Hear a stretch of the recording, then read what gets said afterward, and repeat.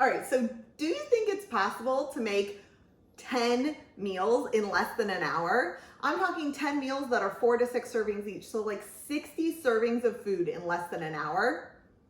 I'm actually not sure, but in today's video, I'm gonna give it a test and you're gonna get to see the results. And along the way, I'm gonna share my best practices for putting these types of slow cooker freezer meals together super fast.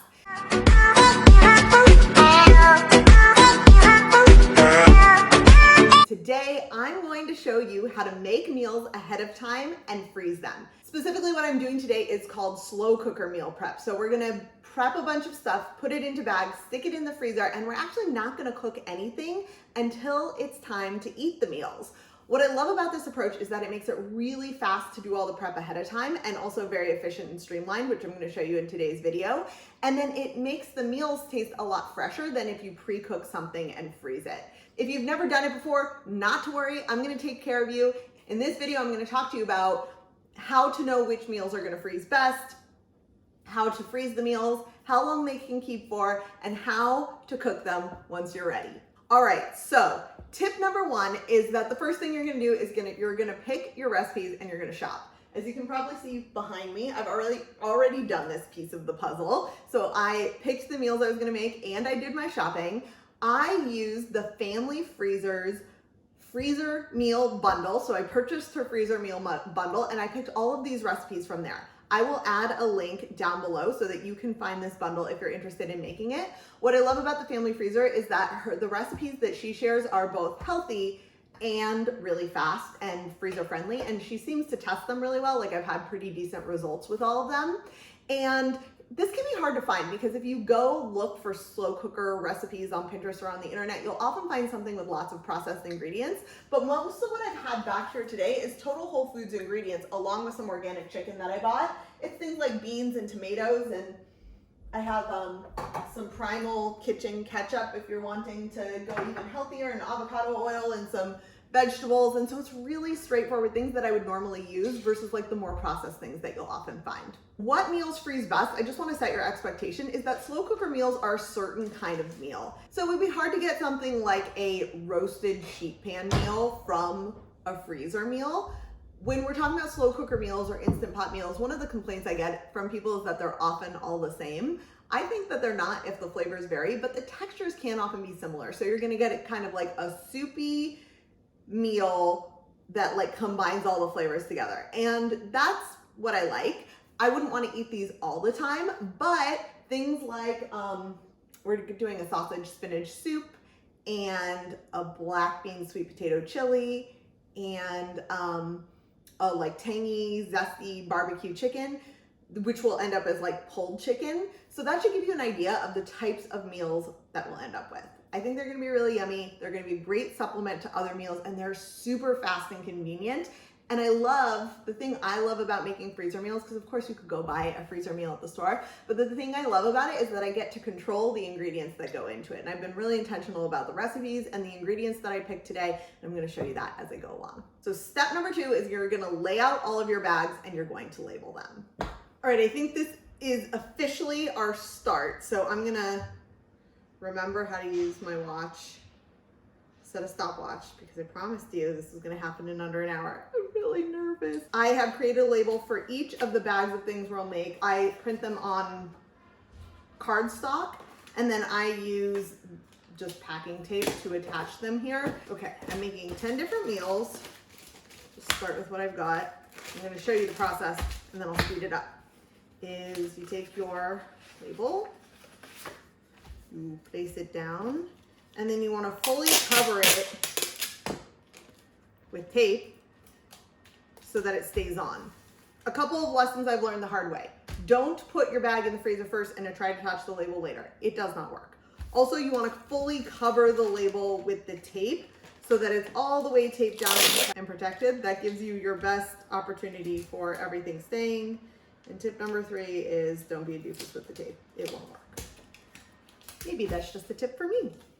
And there we go. It's gonna look just like that. And then I'm gonna lay the finished ones here so that I can then lay them out and fill them when we're ready to do that.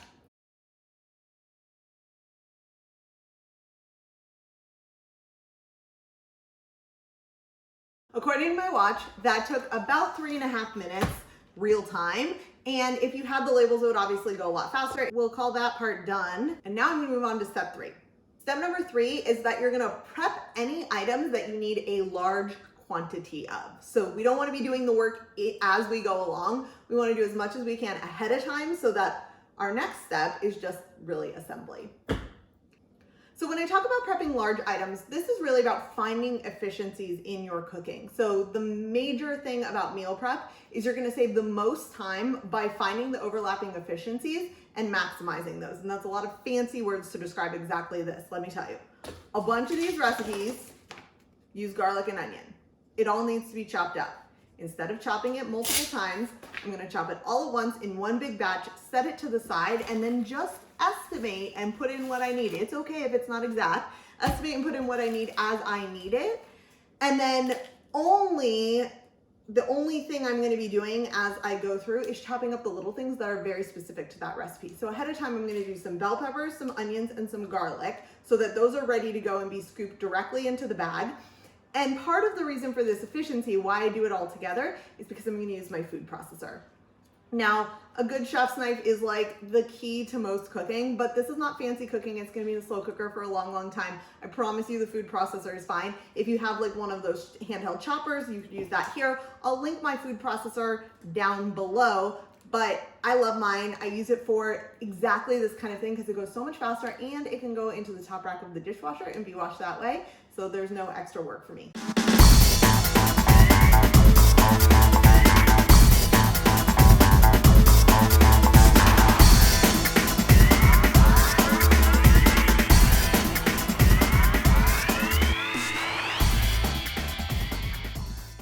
Step number 4 is you're gonna fill the bags. This is what I call assembly when it comes to freezer meal prep. So you lay them all out and you fill each of the bags with the ingredients according to the recipe. This can go super fast if you're very organized and you've done the planning and prep ahead of time. And that's why I shared all those steps with you before so that you can make this part as fast as possible.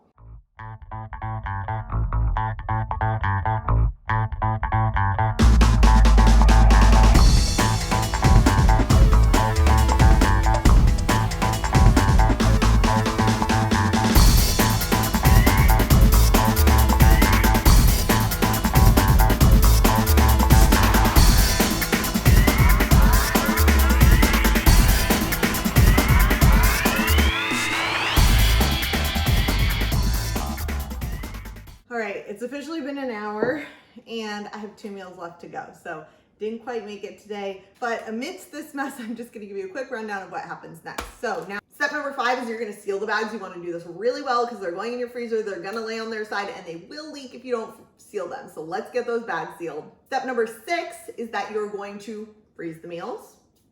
So you will need space in your freezer. I'm gonna be putting these in the fridge and then taking them to my friend's house, but I cleared that she had space in her freezer because of course, none of these meals are any good if you can't keep them for a long time. So you do wanna make sure that you have freezer space before you undertake something like this. Now, I will transport all of these meals to my friend's house where we will store them flat, just like you can see here in the freezer until she's ready to use them. They keep for about 3 months. They can go a little bit longer.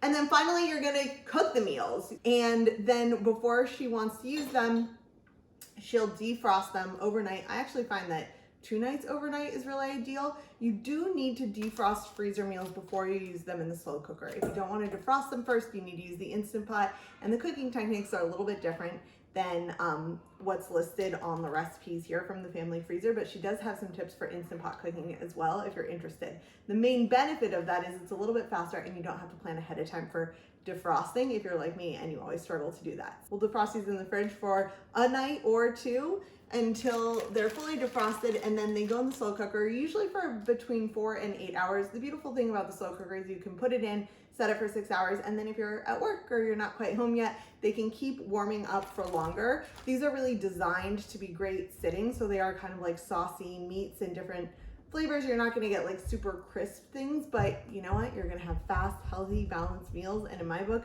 that's worth just as much as anything. Thank you so much for watching. If you have any questions, drop them in the comments down below. I'm happy to answer them. And if you love this video, I think you're gonna really like this one where I go over the Instant Pot pros and cons. You can actually use a lot of the meals that I cooked today in the Instant Pot with just a few adjustments. And if you don't have an Instant Pot yet, you're gonna wanna check this video, because the best part is you can actually take these meals straight from the freezer into the Instant Pot, add a little bit of liquid, and be ready to go without even going through the defrosting time. Check it out now.